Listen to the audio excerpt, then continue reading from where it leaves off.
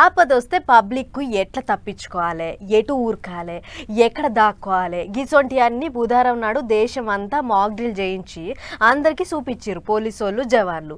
ఇట్లనే మన దిక్కు 2 రాష్ట్రాలలో కూడా మాక్ డ్రిల్ జోరుగా నడిచింది. అన్నిటికంటే పెద్ద ముచ్చట ఏంటిదంటే హైదరాబాద్లో బందోబస్తు గట్టిగా పెంచారు. ఎక్కడ ఏ మూలకు షీమె షిటుక్కుమన్న పోలీసోళ్ళకి ఎరకైతుంది. అటు పాకిస్తాన్ తోని పంచాలు అవుతున్నది కాబట్టి ఎప్పుడేమయ్యేది తెలియదు కాబట్టి ఇటు మన దిక్కు కూడా 2 రాష్ట్రాల సర్కారోళ్ళు బందోబస్తు గట్టిగానే పెంచిండ్రు. నెరి హైదరాబాద్ మీద గట్టిగా నజరేసిండ్రు పోలీసోళ్ళు.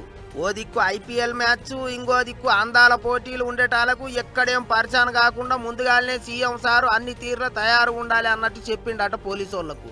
అందుకే హైదరాబాదు, సైబరాబాదు, రాచకొండ 3 దిక్కుల పోలీసోళ్ళు కునుకు తీయకుండా పనిచేస్తాండ్రు.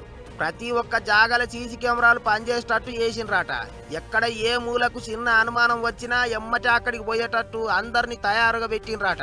ఇంకో దిక్కు మన ఆర్మీ జవాన్ల గొప్పతనాన్ని తారీఫు చేసుకుంటా సర్కారోళ్ళు ర్యాలీ తీసిండ్రు. సెక్రటేరియట్ కానుంచి ఇందిరాగాంధీ విగ్రహం దాకా ర్యాలీ తీసిండ్రు. సీఎం రేవంత్ సారు, మంత్రులు, ఆఫీసర్లు, పబ్లిక్ అంతా కలిసికట్టుగా నడిచిండ్రు. మన జవాన్ అన్నలకు తోడుగా ఉండాలి, అండగా నిలబడాలి అన్నట్టు ముచ్చట్లు చెప్పిండ్రు.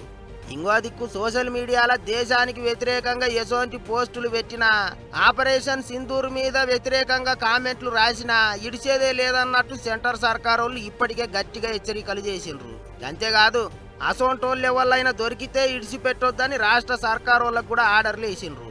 అందుకే సోషల్ మీడియాలో కామెంట్లు రాసేటోళ్ళు, పోస్టులు పెట్టేటోళ్ళు జర వెనక ముంగట ఆలోచనలు చేసి పెట్టుర్రి, లేకపోతే వట్టిగా ఆగమవుతారు.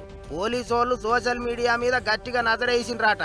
తప్పుడు పోస్టులు పెడితే పటకపై లోపటేసి పెయ్యంతా ఆయమనిపిస్తారట. మరిగా మీ ఇష్టం.